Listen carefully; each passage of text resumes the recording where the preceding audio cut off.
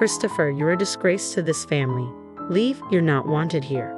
Those cutting words pierced through the air, spat by my own father amidst the celebration of my brother Alex's wedding. The humiliation stung deeper as Alex remained silent, a silent accomplice to my expulsion. Anger boiled within me, ready to storm out when a plea for help interrupted my departure.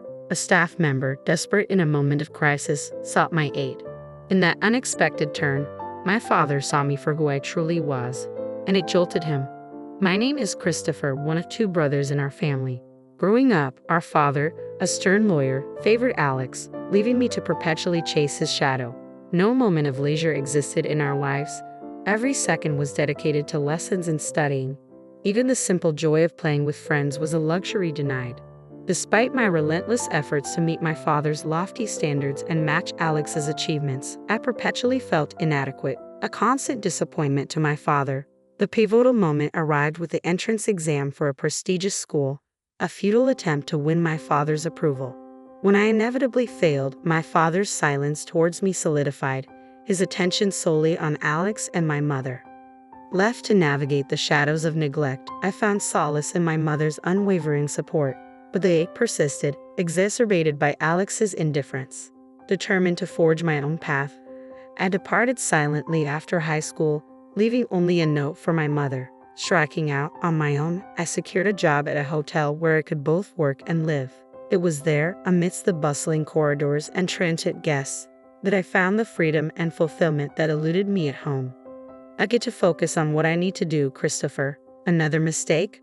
How many times do I have to tell you? I'm sorry, I'll fix it right away. Get it together, Christopher. Michael, the hotel manager, was relentless in his expectations. As a mere high school graduate thrust into the real world, I constantly found myself on the receiving end of his reprimands. Yet, amidst the criticism, I persisted, striving to prove myself in this unfamiliar terrain. Unlike my father's harshness, Michael's feedback was constructive. His praise, when earned, fueled my determination to excel. A significant moment etched itself into my memory at the dawn of the new year, the busiest time for the hotel. After completing the requisite training, I was entrusted to work independently. That year, the influx of guests seemed greater than ever, stretching our resources to their limits. The chaos of serving dinner guests, either in the bustling dining hall or through room service, reached fever pitch. Despite being a novice, I tackled my duties with fervor, aware that my learning curve came at the expense of the hotel's smooth operation. Then, a minor crisis struck on New Year's Day. A colleague fell ill, leaving us short-staffed. I doubled down on my efforts, pushing myself beyond the mandated hours to keep the hotel afloat. Just when it seemed we had weathered the storm, disaster struck. The kitchen sink's pipe burst amidst the dinner rush, plunging us into chaos. With no plumber available on New Year's Day, the situation grew dire. Michael's frustration mirrored the mounting tension. In a moment of desperation, I stepped forward. "Michael, can I try fixing the plumbing? I'll sort it out." Though met with skepticism, my offer was our only hope. With a hesitant nod, Michael relented, allowing me to take charge. Unbeknownst to many, my time at a science-focused high school had equipped me with a unique set of skills, including rudimentary plumbing knowledge. Drawing on this background, I set to work. Half an hour later, the once flooded kitchen was restored to order, the crisis averted through a combination of determination and unexpected expertise. I had somehow managed to fix the pipe, I announced breathlessly to Michael. He rushed over, turning the faucet with eager anticipation. Water gushed forth, a testament to my makeshift repair. The room erupted in smiles and praise. "Great job, Christopher. You're my pride and joy," Michael declared, his words washing over me with warmth. Growing up under Michael's guidance had been a revelation. Together, we navigated the challenges of New Year's Day at the hotel, emerging victorious. The sense of fulfillment I experienced that day left an indelible mark, shaping the person I am today. 15 years flew by, and I found myself fully immersed in my role at the hotel. Then, one day, a letter arrived from Mom, breaking the silence that had settled between us. It bore news of Alex's impending marriage. Though I had drifted apart from Dad and Alex, Mom's plea for my presence at the wedding tugged at my heartstrings. Reluctantly, I agreed to attend. The venue, a luxurious hotel, mirrored Alex and Dad's penchant for extravagance. As I arrived, clad in a trusty suit, I couldn't shake the feeling of being out of place amidst the elite gathering. Perhaps Alex's bride, a woman of impeccable grace, was a product of Dad's networking or a strategic alliance. In the waiting room, surrounded by faces of high society, I found myself an outsider, observing from the periphery. With no one to engage, I became a silent observer, watching the intricate dance of privilege and power unfold before me. As I locked eyes with two familiar faces, a sense of unease settled within me. His expression was unmistakably displeased. Dad and Alex approached, their presence looming over me. "Why are you here?" Dad's voice, deep and commanding, echoed through the air, stirring memories long buried.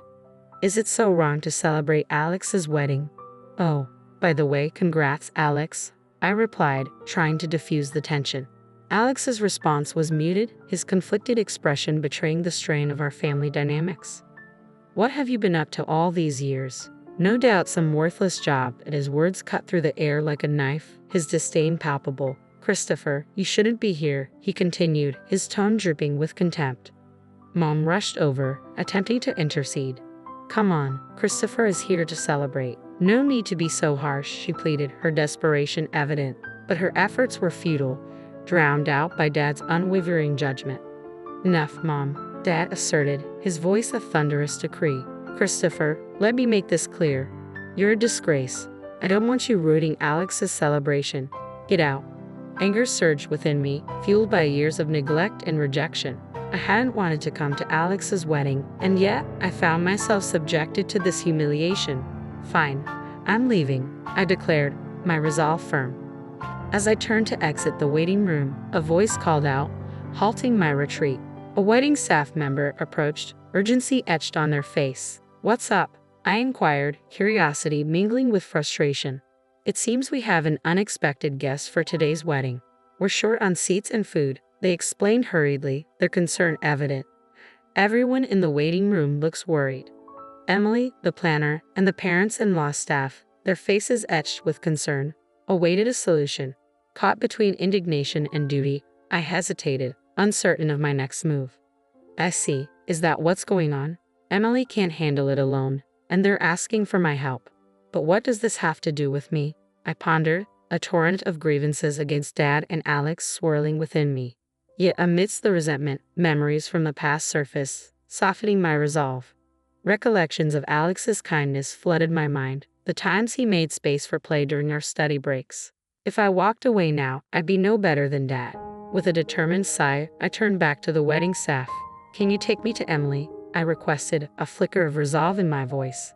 The staff member's face softened, and I followed them back into the waiting room, reclaiming the ground from which I had been expelled moments before.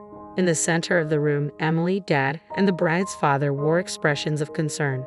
As I approached, Dad's eyes locked with mine, his demeanor bristling with hostility. "Why has Christopher returned?" he demanded, his tone sharp. Before he could escalate the confrontation, Emily intervened. "General Manager, please help us," she implored, her urgency palpable. Dad's shock was evident as I calmly revealed my position as the general manager of the hotel chain. Since joining the company during its nascent stages, we had expanded to hotels and wedding venues nationwide. The very hotel we stood in was under my oversight. "I think I can handle this," I assured them, dismissing Dad's protests with a wave of my hand. "Dad, I'm busy right now. We'll talk later." With a sense of purpose, I turned to Emily. "Relax, Emily. Get the seats and everything else ready. I'll take care of the food," I directed, watching as the tension ebbed from her features. "Understood. I'll leave the food to the general manager and handle the rest," she affirmed before rushing off to execute the plan. With all eyes on me, I exited the room and sought out my friend, Chef Jackson. "Hey, you in?" I called out as he emerged from the kitchen. "Christopher, what brings you here?" he inquired, his curiosity piqued. "I'm here as a guest today. My brother's wedding is happening here, but we're one meal short. Can you help?" I asked Chef Jackson, hoping for a quick fix. "Sure thing. I'll whip something up with my culinary skills," he replied confidently. "Much appreciated. I owe you dinner. Looking forward to it," I replied gratefully. After handling a few loose ends, I returned to the waiting room. The guests had already moved to the ceremony area, leaving only my parents and the bride's parents behind.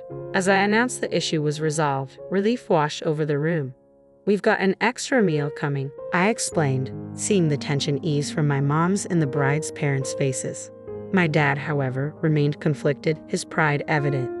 "Christopher, thank you so much. Because of you, the celebration can go on successfully," my dad acknowledged, his gratitude genuine. "It's all in a day's work as a general manager," I replied with a smile, leading the way into the ceremony hall.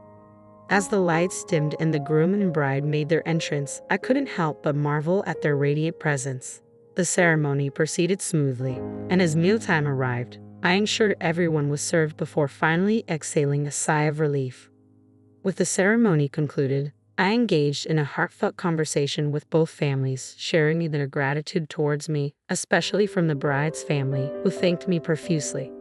"These moments are why I love my job," I admitted sincerely as their expressions of gratitude warmed my heart. "Christopher, thank you so much. We had the best day ever, all thanks to you," they expressed with genuine appreciation. "No worries, wishing you all the happiness in the world. Thank you so much," I replied warmly before turning to face my dad and Alex. "Christopher, you did wonderfully. Thank you," my mom praised, her words filled with pride. Dad and Alex wanted to speak with me. As Alex apologized first, expressing gratitude for my assistance, I couldn't help but smile. "As long as I could help, Alex, it's all good," I reassured him before turning to Dad, who remained silent.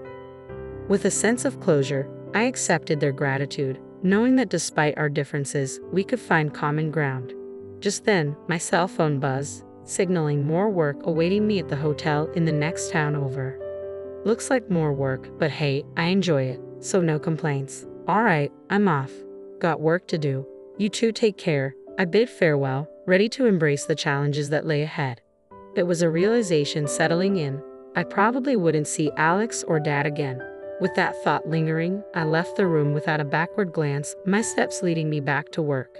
3 days post Alex's wedding, I relished a rare day off, reclining on the sofa with a steaming cup of coffee, my moment of bliss abruptly interrupted by the doorbell's chime. Curious as to the visitor's identity, I made my way to the door, only to be met with Alex's unexpected presence. "Alex, what brings you here?" I inquired, surprised by his appearance. "Sorry, I got your address from Mom. Wanted to talk to you, Christopher," Alex explained, his tone tentative. I welcomed him in, brushing off any concerns about the tidiness of my home. As I poured him a cup of coffee, Alex expressed gratitude, taking a slow sip. "Thank you. Smells good," he remarked, attempting a smile. As we settled into conversation, Alex's demeanor shifted, his gaze unwavering as he broached the topic at hand. The next moment he apologized, I recalled, puzzled by his sudden change in tone. "I'm really sorry for everything," he admitted, catching me off guard. Initially taken aback by his unexpected apology, I struggled to comprehend his motive for making the trip in person. "Hey, it's all right, Alex," I reassured him, attempting to alleviate any tension. But Alex wasn't done yet. With a sense of vulnerability, he began to share his innermost thoughts and feelings. "You might think I'm the older brother who can do anything, but I envy you, Christopher," he confessed, his words striking a chord. Silence enveloped the room as Alex's confession hung in the air, leaving me at a loss for words. His admission took me by surprise, shattering preconceived notions and revealing a side of him I had never seen. "I had no idea you felt that way, Alex," I admitted, a twinge of guilt gnawing at me as I processed his revelation. "That's just it. It's not your fault, Christopher," Alex reassured me, his weak smile betraying a depth of emotion. In that moment, a sense of understanding washed over me, bridging the gap between us. "Alex, I'm sorry. I never considered that you were struggling too," I confessed, my own remorse surfacing. My brother's smile, though faint, spoke volumes. "That's just it. It's not your fault, Christopher," he reassured me, his words echoing in the quiet room. With a newfound sense of empathy and connection, we found the words to express what had long been left unsaid, strengthening the bond between us. "I think you've been through struggles I can't even imagine. I truly admire that. But I also want you to know about me," I confessed to Alex, feeling the weight of my words as they hung in the air. Taking a deep breath, I paused, gathering my thoughts before continuing. Alex listened intently, his silence encouraging me to share more. Breaking away from our parents and becoming independent wasn't easy either. The beginning was really tough, I admitted, recognizing the parallel struggles we both faced. It's true, we both have our share of hardships, Alex acknowledged, his response genuine. It was clear that he had more to say, but I found myself at a loss for words, unsure of how to offer guidance or reassurance. Unable to conjure up wise counsel, I spoke from the heart. To be honest, I think you should do what you really want to do, Alex, without worrying about Dad, I suggested, hoping to offer him some semblance of clarity amidst his inner turmoil. As Alex absorbed my words, a sense of relief washed over him. You're right, Christopher. You've helped clear up my inner turmoil. Thank you, he expressed, gratitude evident in his tone. No, thank you, Alex, for coming over, I replied sincerely, accompanying him to the door as he departed with a promise to return for coffee. A month later, a letter arrived from Alex, detailing his decision to leave behind his career as a lawyer in pursuit of his passion for glass craftsmanship. Despite facing disapproval from Dad, Alex found solace in the support of his wife and newfound motivation in his chosen path. As I reflected on Alex's journey and our evolving family dynamics, I couldn't help but feel a sense of pride in the bond between siblings.